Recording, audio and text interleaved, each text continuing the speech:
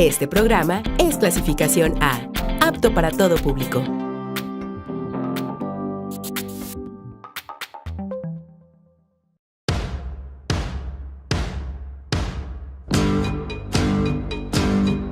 Yo dije que no, ella dijo sí. Yo dije que sí, ella dijo no. Al final no importa, es algo que Dios ya decidió. La muerte dijo sí, yo digo que no. La vida dijo no, yo digo que sí. Al final, ¿qué importa si muerto en vida sobreviví? Es una cuestión de tiempo, tan breve este momento.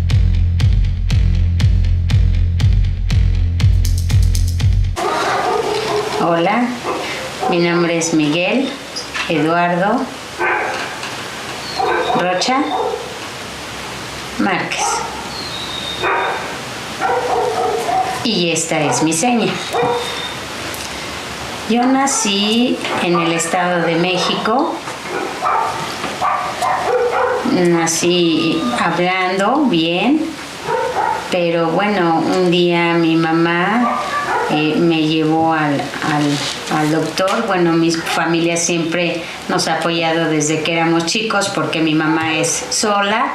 A los 2 años, bueno, un doctor no sabía qué pasó, hubo problemas y me dio medicamento que bueno, yo creo que no supo leer, no pasó nada, pero que bueno, mi mamá estaba preocupada porque yo seguía enfermo y no hablaba. Después, bueno, cambiamos a otro lugar, a otro hospital, y ya le dijeron, bueno, Miguel es sordo. Fue una sorpresa, sí, triste, pero bueno, mis tíos siempre nos apoyaron, porque bueno, ¿qué iba a pasar en el futuro?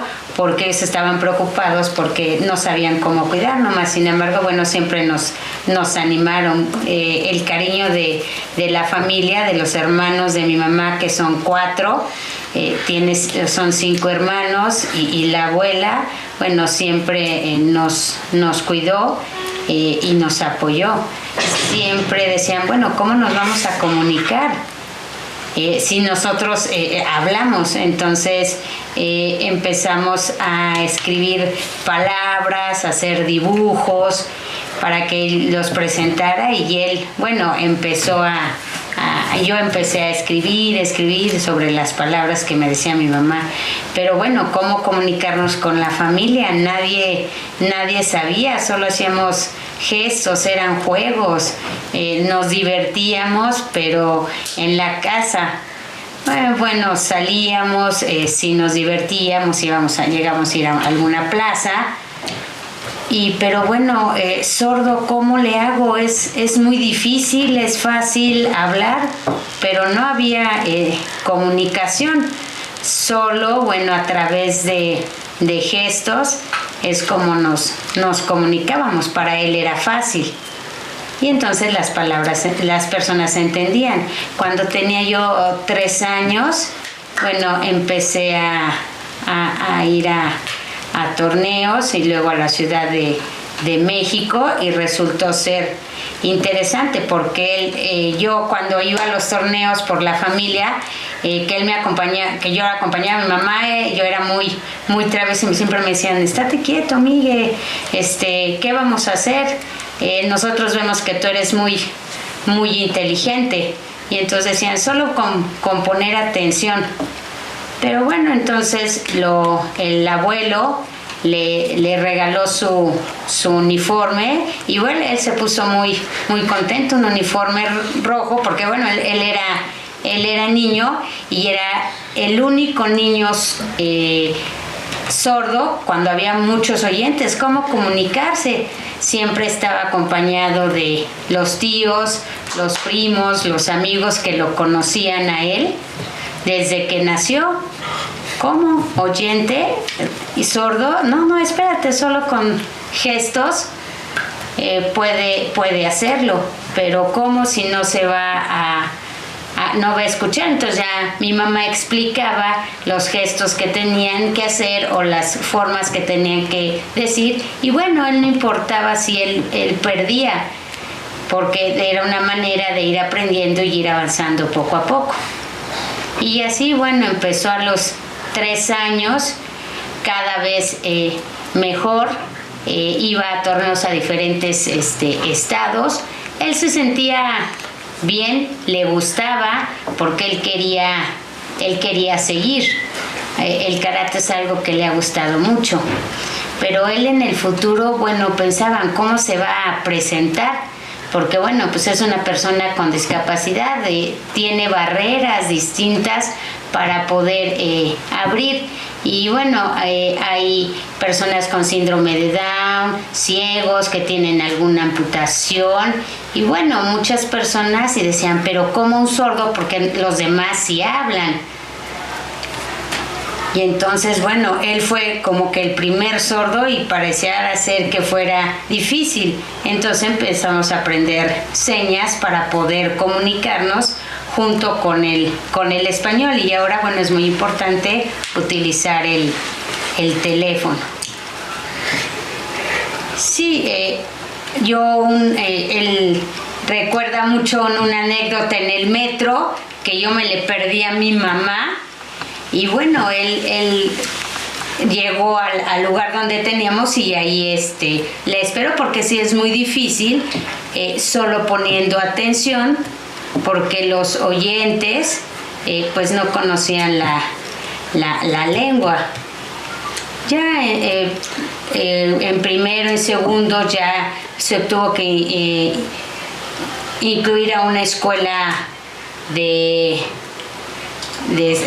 especial, y bueno, ahí era para ver qué es lo que pasaba. Ya todos eran niños con alguna discapacidad, y bueno, entró a la escuela, pero además había muchos sordos. Entonces para él fue así de wow, fue algo que nos gustó mucho, porque él, bueno, no quería, porque siempre había estado con oyentes, y poco a poco empezó a cambiar la comunicación, porque él aprendió señas y le gustó mucho la forma de comunicarse, se divertía con sus amigos.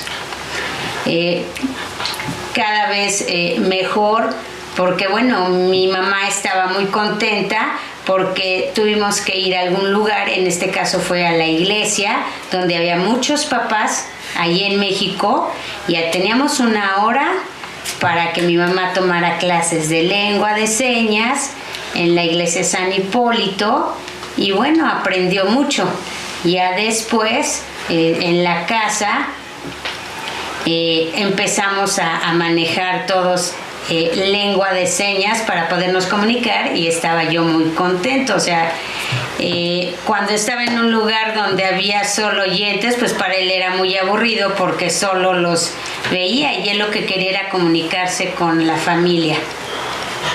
Entonces ya llegaba mi mamá, explicaba, y bueno, más o menos los primos empezaron a hacer señas o gestos, y ya nos empezamos a comunicar más. Ya luego llegamos aquí a Querétaro, y bueno, empezamos a trabajar con mi tío Alfredo, que esta es su seña, y él, bueno, siempre nos acompañaba. Para él era fácil, porque él era como mi papá, porque me castigaba y me regañaba por las cosas que yo tenía que hacer, y ya luego me explicaba. Entonces él lo acompañaba a su casa, y a veces se quedaba con él. Entonces él poco a poco entendió cómo fue cambiando, y él se sentía de verdad bien. Él sabía que tenía que ser responsable, porque bueno, su mamá era quien lo ayudaba, ¿no? Entonces su tío, al explicarle, él fue entendiendo cómo hacer las cosas, y cambió todo lo que tenía que hacer, lo que no le gustaba, pero bueno, no importaba, porque lo más importante era la comunicación también escrita, porque si no en el futuro pues tendría problemas de cómo comunicarse, de cómo entrar a un hospital cuando se sentía él mal o para hacer ejercicio. Y él, bueno, empezó otra vez poco a poco en el karate y bueno, fue cambiando. Ya después, cuando él regresaba a veces a la Ciudad de México, la abuela pues siempre lo regañaba, ¿no? Porque bueno, la abuela no sabía